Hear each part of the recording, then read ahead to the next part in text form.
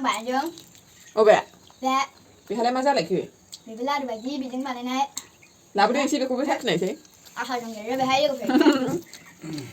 बाबा नै आं दिनै गामसा उन्दैफोरनि गामसा खालामनो नागिरदों आरो नै खावसे दङ बाहाय गामसाया आं खावसेखौ हानानै लाखाबाय ओमफ्राय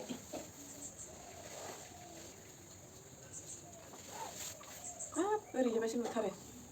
लेथेर फेथेर हाजोबबाय नै ओरैबो ओरैबो ओमफ्राय आं गांसेखौ बानायनानै देखायनो सानदोंमोन आरो नै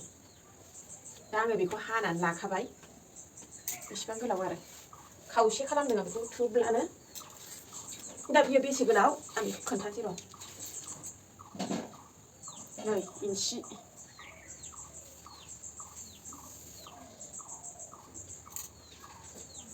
32 दङ नै बाव 32 इंसि ओमफ्राय दा आङो बेखौ ओरैनिखौ लाबाय आङो बिजौ गोनांखौहाय लेंथिया थेबनाय होनायाव मोजां नुनायनि ओमफ्राय ओरैनिखौ नैबेबायदि थनगासे गारबाय आरो आङो नैबेनोमोन दा ससेया नैबेनोमोन ओमफ्राय बेखिनिखौ आङो हानानै गारबाय आरो दा बेल' दंसै गांसेया जाखाबाय नै बेबायदि ओमफ्राय लबार होआखै आरो बेहाय बेनि गांसेयानो बेयावमोन आरो ओमफ्राय दा बेखौ आं खालामसै खालामनोबा आंनो दा खेमसि गंसे नांगौ आं सुनो सुलाबायबाय थाया बाराद्राय खेबसे थननानै लानोसै आङो नै बेबायदि थननानै लानानै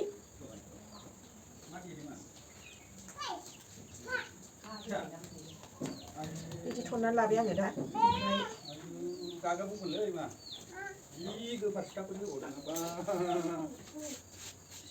समान थननानै लाबाय बेखौ हानोसै आङो बेजों मेगाव गावसो आरो बेसेबांखिनि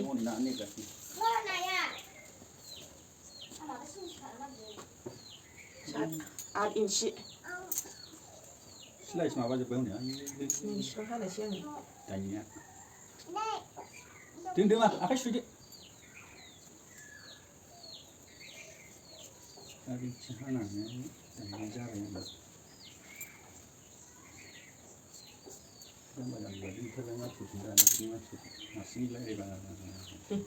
बेबायदि हानानै लाबाय आं नै बेबायदि जाबाय दा बांद्राय सुबाय थाबा माथा गाज्रि जायो ओंखायनो आइडिया खालामनानै हालाबाय आं दाना बाव गांनै दङ नै बोखावना लाबाय आं थुब्लानो दाना नैबाव देखायनोसैलाय र' जियानिबा एसे खोन्थानोसै आं नै दानिया नैबे हाख'नाय बेथिं ओरैथिं बांसिन गोलाव थानायखौ आङो खुसि खुसि खालामना लानोसै आरो र' खालामग्रोनोसै आं नैबे बिजौथिंजाय नै बै हानाया गासैबो थाबाय ओमफ्राय नैबेथिंजाय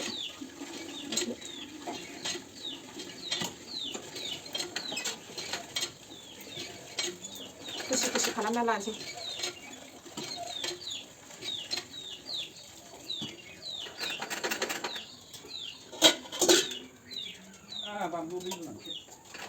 माबायावबो लुफा खुमब्राया गाज्रि जानो नागिरथारो आंना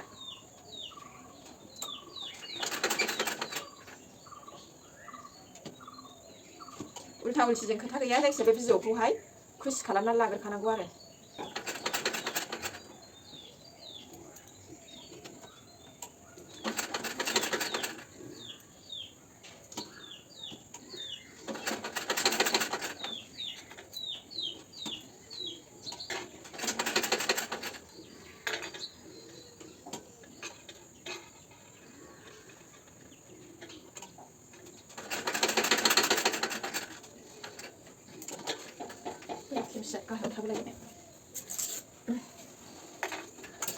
नै खुसि खुसि खालामखांबाय आङो बे जाबाय ओमफ्राय दाना नैबेखौबो बे खावसे थानायखौबो खालामनानै लानांगौ आरो बेबायदिनो सेम साइज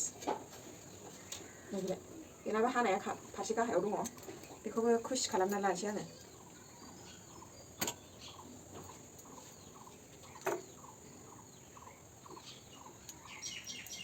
बैसागुआ सफैथारगौना लोगोफोर नै उन्दै उन्दै फिसाला गोनांफ्रा गामसा नांगौबा आंनाव लांफैनो हागोन नै आरो अफ सिजन होननानैबाबो नाङैबो नङा जेन'बा सोरबा मालाय बार्थडे बा पार्टिफोरावबो गानहोसै दख'ना फिसा फिसा हिन्जावफोरनो हौवाफोरनो गामसा फिसा फिसा गानहोनाय नुयो आङो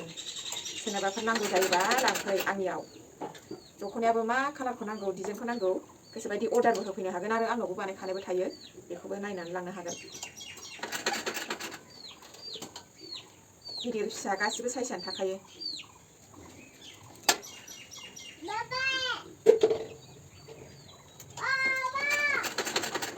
बाव फै नानि बारियावसो दासो फैदों बाबाया दासो सफैदों बेहाबो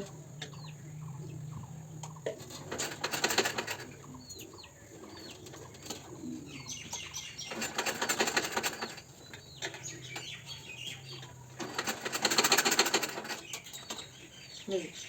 सिंनि खुन्दुङा जोबनानै दङ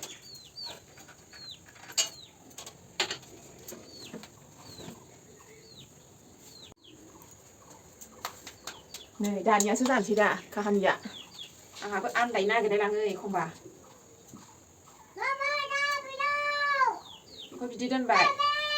दा बेखौबो बिदि लाबाय ओमफ्राय बेखौ दानिया ओरै लानांसिगौ आरो ओमफ्राय नैबे फारसेजों लानांगौ बेखौ बेजोंहाय दाना नैबेखौ आरो नैबेजों ओरै उल्था फायलानो लांबावनांगौसो बेखौ ओरै लाबाय आरो बेखौबो ओरै सिंजों हरनायखौ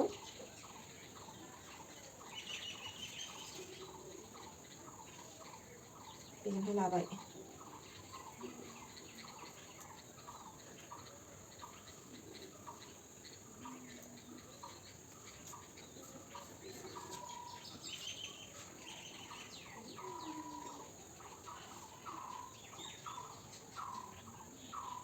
बोरै जाखो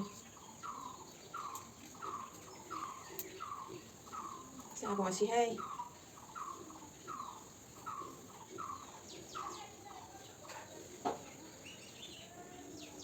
ओंखायनो आङो बिदि आन्दायखायनो ओरैसो खालामनानै लायो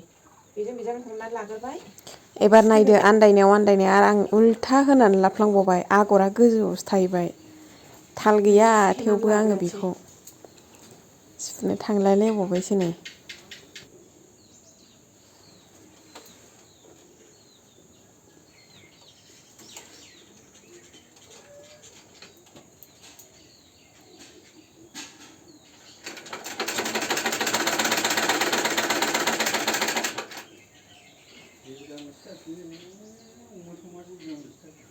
बावाखै आं होखांनायानो आरो नोंखौ नुनानैसो बिबावबाय बिसोरो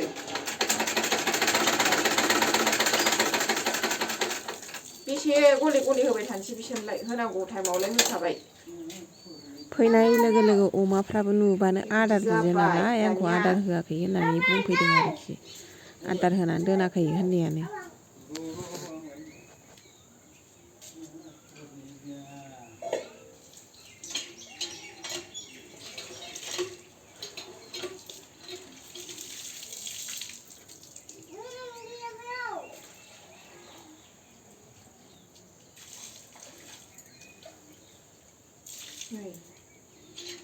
बिदि दंमोन नालाय बेखौ ओरै खननानै ओरै लादो आरो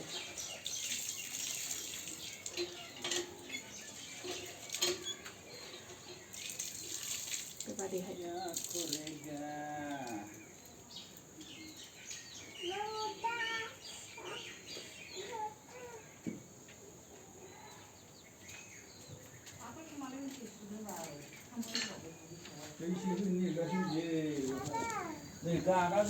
जखायानो साइजआनो साजायबाबो मिलाया जादों थेवबो बियो थाल गैया गोरोन्थिखौनो नोजोर होआखै दाबो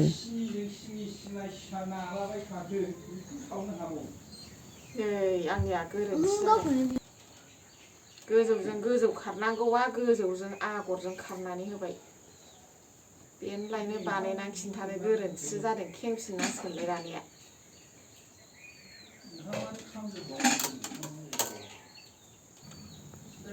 समाव बुहुला जायोहाय बेबायदिनो गोरोन्थि जाखायो जेबो नङा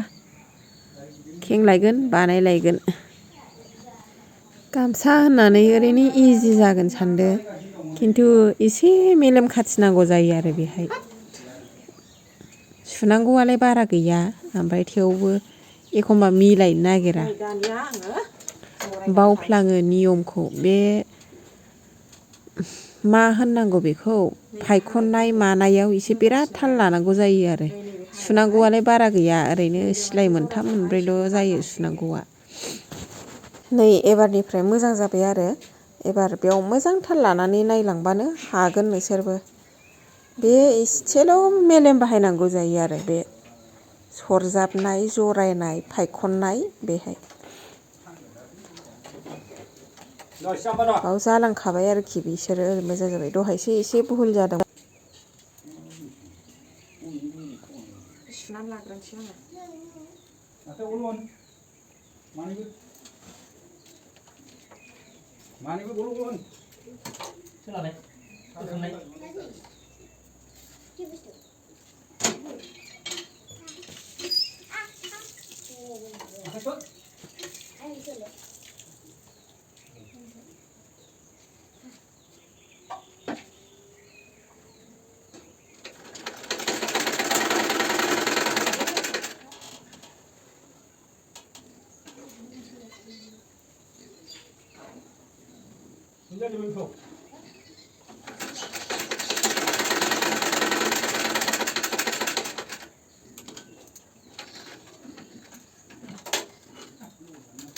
बे सुनायावनो नै दाना बे सुनायावनो दानिया नैबे फारसेनि नै बिदि सुनायखौ होनानै लानोसैलाय।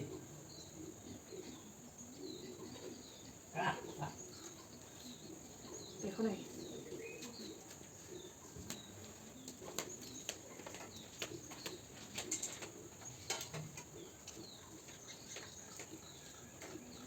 बेबायदि जरायनानै लाबाय आङो फिदिंनानैहाय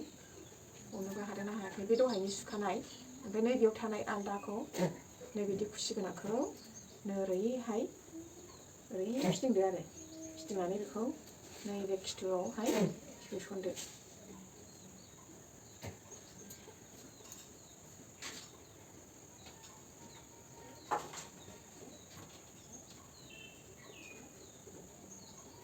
समान खालामनानैहाय माबाबानो जाबाय आरो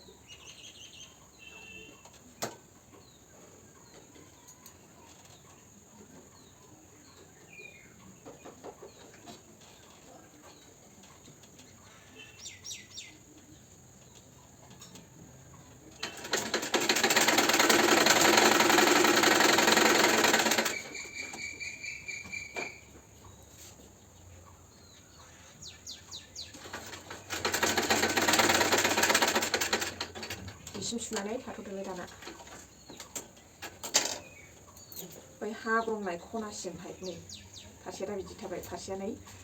माबाबाय आरो सुजाबबाय दा मोनथाम जानानै दं। ओमफ्राय दा नैबे फारसेयावहाय नैबे मोनसेखौ गांलाब लाब थानायखौहाय थनदो। बे हानायावहाय खेमसेनो गांनैजों ओरै थनखादो।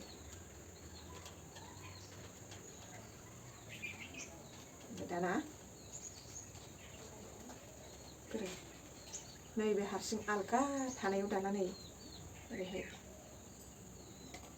सिंजों थांनाय बायदि दाना नोरै थख्रबदो आरो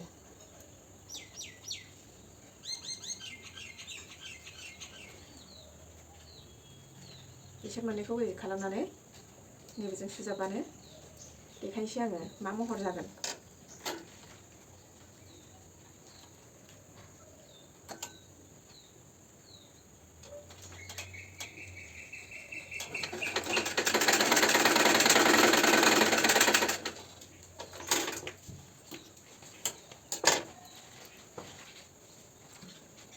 बरिया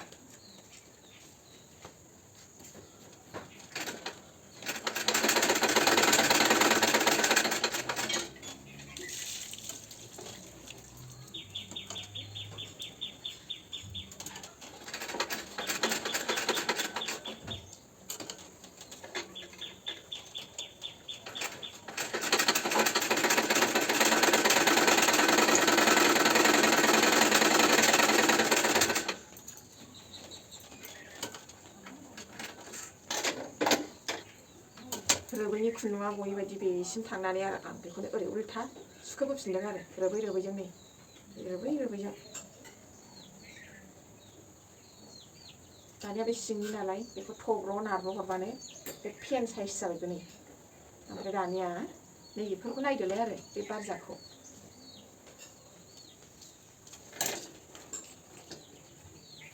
नैबिदिखौ नायदोलाय बेखौ एसे ओरै ओरै खुसि खालामनानै बेखौ लेंथिया मारिनाय जाबाय बे ओमफ्राय नैबे सिगांनि पार्ट जाबाय बेखौ जानजियाव थेबनाय बायदि एसे साइज खालामनानै होबानो जाबाय आरो खालामसै आं दाना एसे नांगौ बायदियै साजायदो लेंथिया थेबनायखौ माबायदिहाय माबानांगौ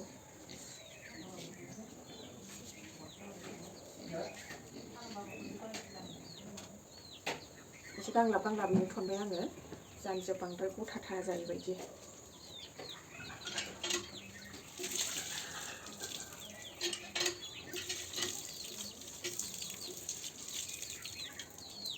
नै बिदि थननानै लानानै सुजाबबानो जाबाय ओइ मामि दैजों मा गेलेबाय थाखो नोङो हाब्रुजों बैनो फोरोंजेनदों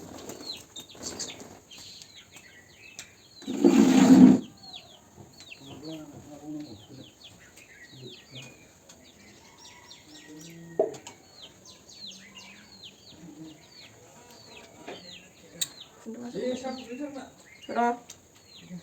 नैखौ जरा होनानै दोनग्रोखानां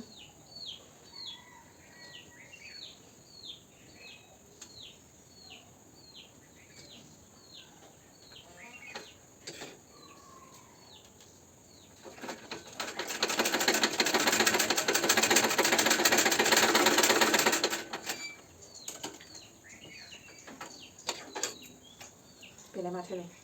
बे आद्रा थानायखौ फैलां फैथांखौ हागारदो गारदो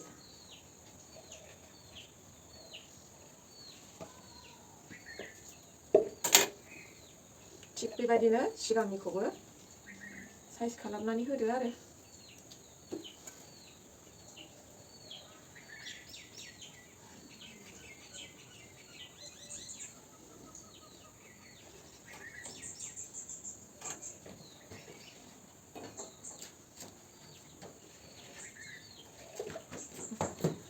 बेबायदि खालामबाय आङो नै बांद्राय फिसा फिसा ख्रि ख्रि ख्रि खुसि खालामनानै थेबबा जानजियाव सुनायाव गथाथा जायो गाननायावबो लेनदायदाय मोनगोन ओंखायनो एसे गांलाबैनो थेबबाय आङो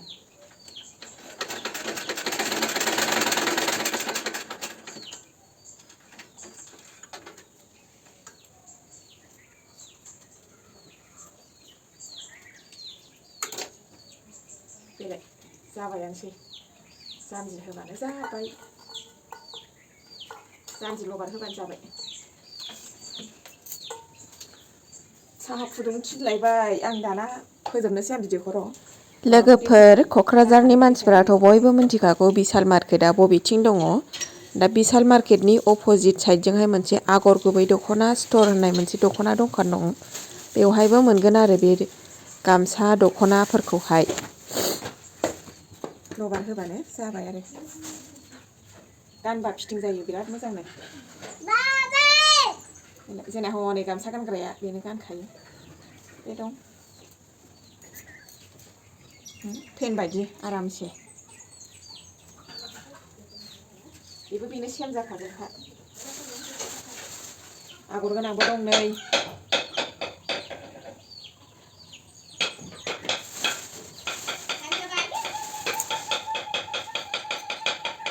गिदिरबो दं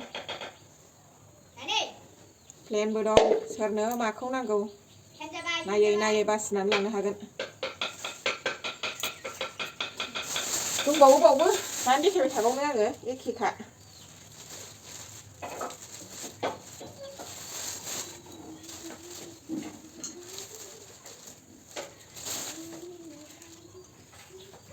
बुजिखाबाय आं साहा फुदुंहैनोसै अब्ला भिडिअखौबो बावनो दोननोसै आङो भिडिअखौबो बावनो दोनबाय बाय बाय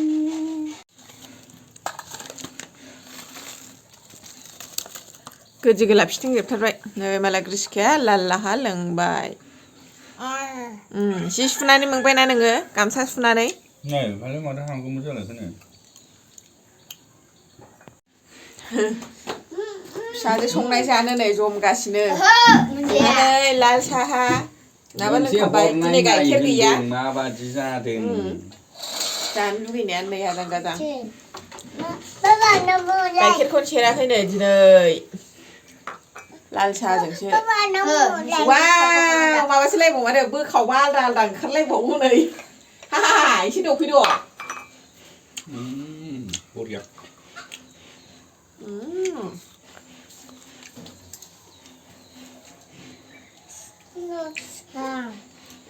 स्लाइस ओमफ्राय बे गोजा गोथाङाथ' दहाय आं सातनि हानायसोमोन गाजर बिट